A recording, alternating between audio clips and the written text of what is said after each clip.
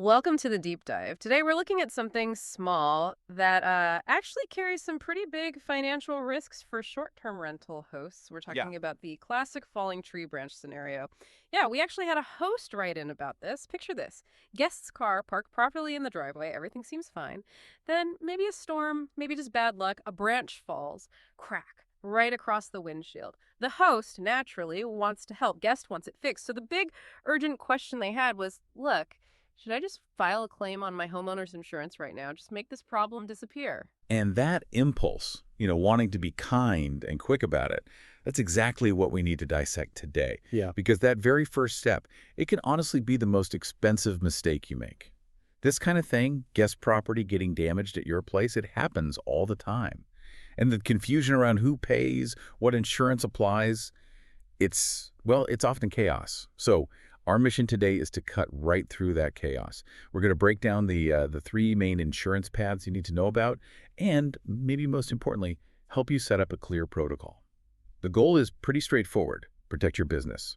Avoid unnecessary costs, avoid those premium hikes, definitely avoid legal problems, and do all that without, accidentally saying, yep, my fault. Okay, let's jump straight into that danger zone then. You mentioned the natural instinct is to be helpful. So file a claim or maybe even just offer to pay for the windshield right out of pocket. Why is that helpful instinct potentially so, well, disastrous? Right. Well, there are basically three big reasons why reaching for your own policy first is almost always the wrong move, even if the damage looks minor. The first, and maybe the most obvious one, is the deductible.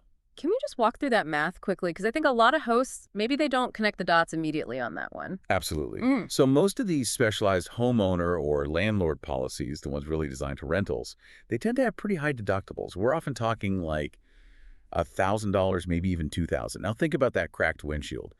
Best case, maybe it's what, $400, $500.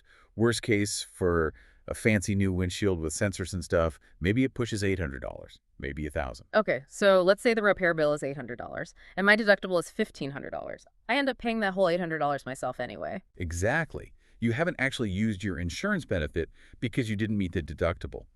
But, and this is key, you have told your insurance company, hey, there was an incident, potentially